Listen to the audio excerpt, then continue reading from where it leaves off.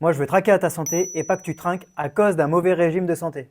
Aïe, coup dur pour Guillaume. Aujourd'hui, tu l'auras compris, on ne parle pas de fiscalité, mais d'un sujet autrement plus important. C'est le régime social du dirigeant. C'est complexe comme sujet, mais là, je vais te donner les bases pour que, à minima, tu puisses engager la conversation avec ton expert comptable et avec tes assureurs et mutuelles.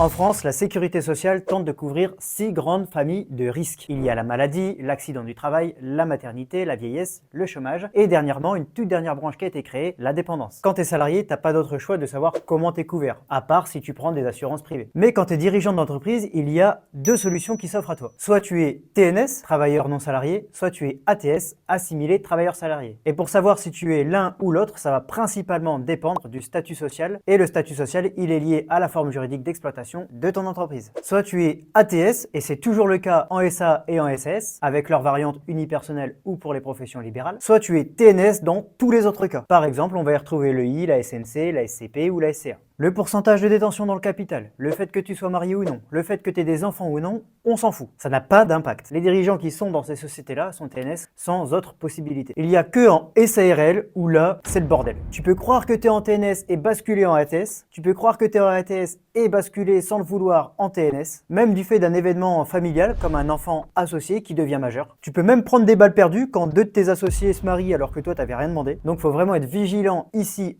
en SARL, mais j'ai pas dit qu'il fallait mettre à la poubelle cette société. Attention, ça peut être hyper intéressant pour toi de la choisir. Je prévois une vidéo exclusivement sur le sujet de la SARL et du fait qu'on peut être TNS ou ATS en SARL. Alors surtout reste à l'affût parce que ça risque d'être intéressant. Avant toute chose, c'est quoi la véritable différence entre ATS et TNS? On entend plein de trucs par-ci par-là, mais réellement, il en est quoi? Malheureusement, il y a pas mal de fake news. En ce moment, c'est la mode, tout le monde veut créer une SAS. Mais pourquoi? Créer une SAS, ça peut coûter un pognon de dingue, surtout si c'est pas adapté à la situation personnelle du dirigeant. Trop de pognon. Allez, on regarde ça tout de suite. Simplement, je vais essayer d'être le plus clair possible, même si tu vas voir, c'est pas évident. Et on va commencer par un point décisif.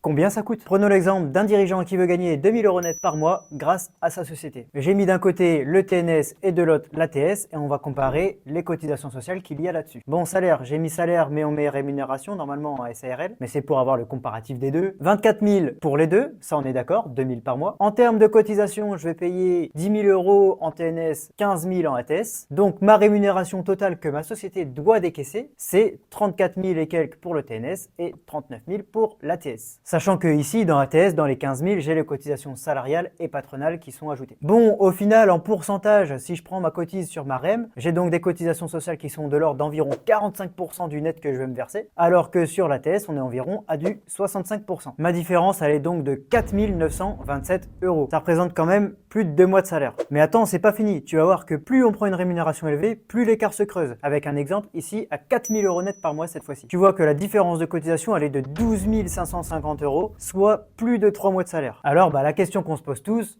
elle est où la douille? Pourquoi ATS c'est si cher par rapport à TNS? Eh bien, habituellement, surtout dans la profession, on a l'habitude de dire que c'est normal, c'est parce qu'on est mieux couvert. Mais ça veut dire quoi, mieux couvert? Moi, ça me satisfait pas. Moi, je veux du factuel. Est-ce que ça veut dire qu'en TNS, quand tu te pètes, t'as que tes yeux pour pleurer, alors qu'en ATS, c'est grand luxe? On va regarder ça de plus près et tu vas voir que c'est pas si sûr. Pour comprendre la différence entre les deux régimes, il faut d'abord commencer par la base. En France, les prestations sociales sont décomposées en deux grandes catégories. Les prestations en nature, qui consistent à avoir un remboursement de soins, et les prestations en espèces qui consiste à te donner un revenu de remplacement si tu ne peux plus travailler. Et dans chacune catégorie, tu as plusieurs choses et on va les regarder une à une pour voir qui de TNS ou de ATS est le plus intéressant à ce niveau-là. On commence par la PUMA, la protection universelle maladie. Eh bien ici, c'est très simple, tout le monde a la même chose. Les grands, les petits, les pauvres, les riches, les salariés, les dirigeants et donc les TNS ou ATS. Il n'existe qu'une seule carte vitale, c'est la même pour tout le monde. Personne n'a de Gold, Master, Vital, Platinum. Elle est verte et ça s'arrête là. Je te lis tout de suite la définition de la PUMA. En France, toute personne qui travaille ou réside en France de manière stable et régulière a droit à la prise en charge de ses frais de santé à titre personnel et de manière continue tout au long de sa vie. Donc ici, pas de sujet, on passe. Ensuite, il y a la complémentaire santé, aussi appelée mutuelle. Pourquoi ça existe? Eh bien tout simplement parce que des fois, la PUMA, c'est pas suffisant. Il y a des carences. Si comme moi, tu as besoin de porter des lentilles ou alors si tu as des problèmes de dents, je sais pas si tu tu as déjà regardé le prix d'un orthodontiste, mais ça fait peur, eh bien la Sécu ne rembourse pas intégralement, c'est pour ça que la mutuelle existe. Et ici, eh bien c'est pareil, que tu sois ATS ou TNS, tu choisis la mutuelle que tu veux. Il n'y a qu'une seule différence majeure, c'est qu'en TNS, tu peux te faire un contrat adapté à ta personne. Alors qu'en ATS, tu es assimilé travailleur salarié et tu dois prendre une mutuelle collective. Ça veut dire que ça va être la même pour toi et tes salariés. Donc si tu veux te mettre bien, tu es aussi obligé de mettre bien tes salariés. Alors je dis pas, c'est hyper cool de mettre bien ses salariés, mais c'est juste qu'on n'a pas forcément tous les mêmes besoins. Au moins en TNS, tu te fais ton contrat à toi et ta famille. Je rappelle que dans les deux cas, ATS ou TNS, la mutuelle est déductible du résultat. 50% de la cotisation est pris en charge sur ta boîte. Voilà pour les prestations en nature, ça a été vite. Maintenant, on passe aux prestations en espèces. D'abord, on va regarder au niveau de l'incapacité temporaire de travail. Ici, on parle d'un coup de tronçonneuse que tu t'es mis le week-end en faisant du bois, mais voilà, t'es arrêté 15 jours, ça t'empêche pas d'aller retourner travailler. Tu t'es pas coupé la jambe, c'est juste tu t'es fait un petit bobo. Mais ça va, tu pourras retourner bosser, faut pas déconner. Eh bien, en TNS, tu as le droit à 50% du revenu journalier moyen des 3 dernières années. Le plafond, c'est le plafond de la sécurité sociale, donc 43 992 € en 2023, soit un maximum de 60 € par jour. À savoir que tu as un plancher, ça veut dire que tu pourras pas avoir moins que 24 € par jour. Ça veut dire quand même une chose, ça veut dire que même si tu prends une rémunération de 120 000 € par an, eh ben, si tu as un accident de travail, tu ne pourrais t'indemniser que maximum 60 € par jour. J'ai fait un rapide calcul, mais si tu prends 120 000 € par an, c'est pas un rythme de vie à 60 € par jour que tu as, mais plutôt 330 € par jour. Petite note aussi pour tous ceux qui veulent éviter absolument la cotisation minimum de 1 400 € par an. Là-dedans, il y a 88 € qui correspondent à ça justement. Ça veut dire que pour 88 € par an, tu as le droit à 24 € par jour en cas d'accident. Personnellement, je ne connais aucune assurance privée qui est capable de t'offrir un tel niveau de rémunération en cas d'accident, parce que 24 € par jour, en 4 jours, t'es rentable.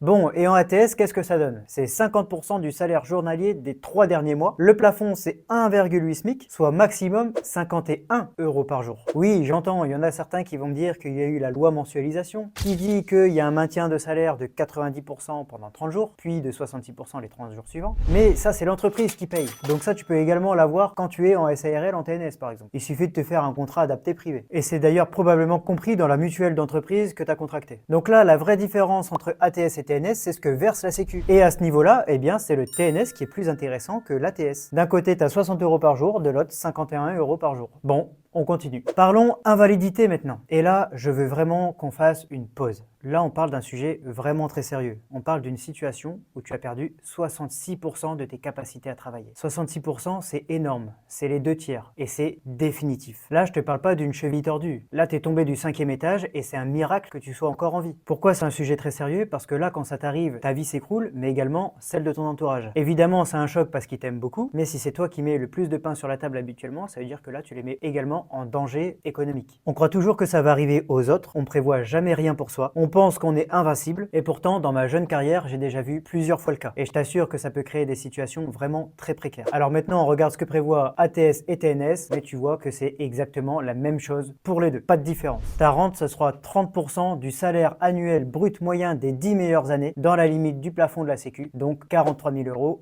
en 2023. Ça fait donc 1 100 € par mois. C'est vraiment pas énorme, surtout si tu avais des hauts revenus. Et là, c'est parce que tu es déclaré 2/3 inapte. Avant, t'as rien. Si tu as 50% inapte, ce qui est déjà énorme, t'as rien. Et c'est justement ici qu'il y a un trou dans la raquette. C'est ici qu'il faut vraiment prévoir quelque chose. Et d'ailleurs, on prévoit quelque chose, ça s'appelle la prévoyance. Il faut toujours mettre en place un contrat de prévoyance avant tout. Avant de parler retraite, avant de parler assurance vie, avant de parler Porsche Cayenne, ta priorité numéro uno, c'est le contrat de prévoyance. Et plus t'es jeune, mieux c'est. Parce que quand tu veux souscrire à ce type de contrat, eh bien, tu dois remplir un questionnaire de santé. Et en fonction de tes problèmes de santé, ta cotisation sera plus ou moins chère. Et forcément, en général, plus t'es jeune, moins t'as de problèmes. Et là où c'est important, c'est qu'en fait, une fois que c'est souscrit, on n'y touche plus. Donc si t'as des problèmes de santé après, c'est pas grave. Par contre, si tu reviens signer un contrat de prévoyance après avoir eu des problèmes de santé, c'est là que la cotisation sociale va s'envoler. Donc là, ATS égale TNS, donc c'est pas ici qu'on va faire son choix. On passe donc au décès. Bon là, je te fais pas d'explication de ce que c'est, je pense que c'est assez explicite dans le terme.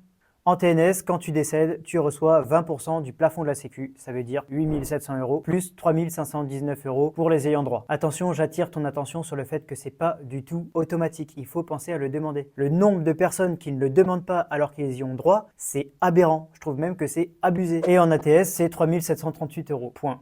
On est peu de choses sur Terre.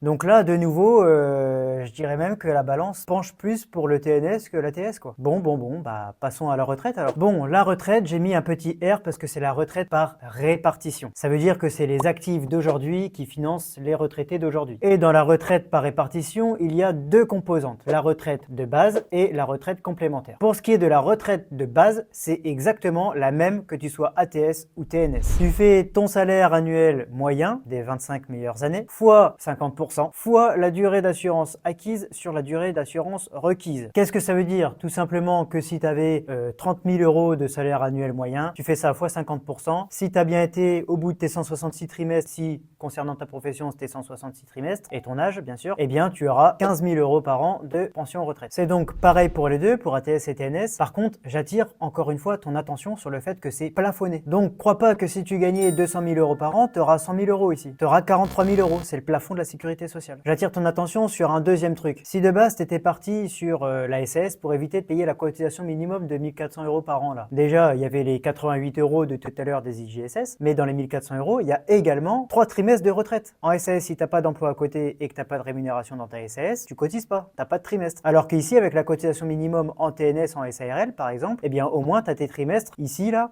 qui augmentent un petit peu. Donc oui, dans ce calcul-là, ça a un très gros impact. Bon, alors depuis tout à l'heure, je te dis que c'est pareil pour les deux. Alors pourquoi diable ATS c'est plus cher que TNS? Eh bien ça y est, on y arrive. La réponse, allez, ici, c'est la retraite complémentaire obligatoire. En TNS, tu es au RCI, retraite complémentaire des indépendants. Alors qu'en ATS, tu es, comme tous les salariés, chez Agirc Arco. La retraite complémentaire obligatoire, c'est la deuxième composante de la retraite, ici.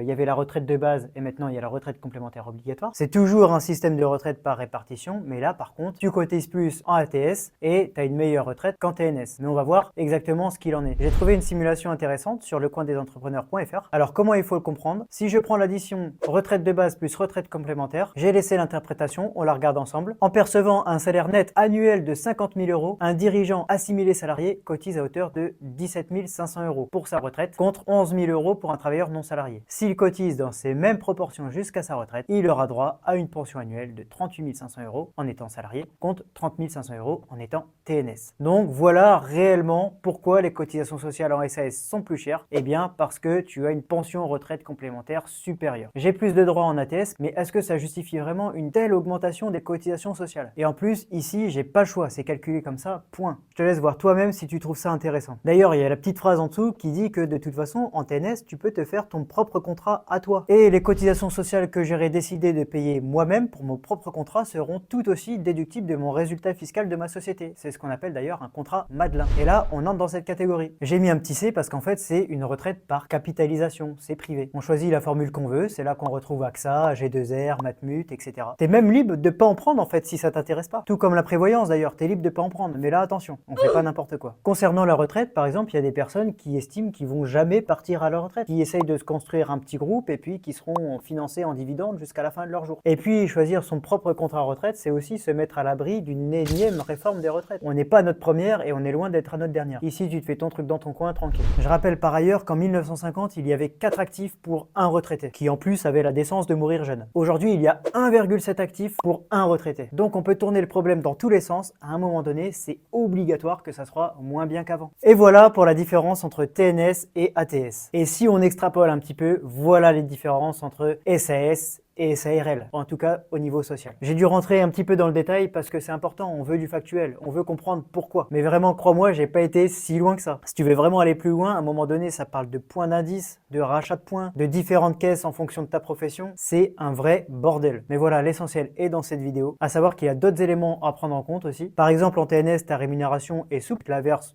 tous les mois ou une fois par an, on s'en fout. Tu peux l'optimiser en fin d'année en fonction de ton IS, de ton IR, etc. Alors qu'en assimilé travailleur salarié, ATS, eh bien, tu as une fiche de paye tous les mois. Et en plus, il faut se payer un prestataire qui fait tes fiches de paye si tu sais pas le faire toi-même. Autre chose, oui, il y a des cotisations sociales sur les dividendes en SARL qu'il n'y a pas en SAS. Mais de 1, elles sont aussi déductibles des résultats, donc tu peux en récupérer un petit peu en économie d'impôt. Et en plus, il y a des stratégies qui permettent aussi de l'éviter ou de ne pas en avoir besoin. Bref, comme toujours, il faut faire un calcul adapté à ta situation, mais au moins maintenant, tu sais de quoi ça parle. Allez, merci d'avoir suivi cette vidéo. N'hésite pas à suivre notre formation ultra complète justement sur ce sujet-là, qui sont la fiscalité et le social par exemple. Et moi, je te dis à très bientôt chez Easy Business.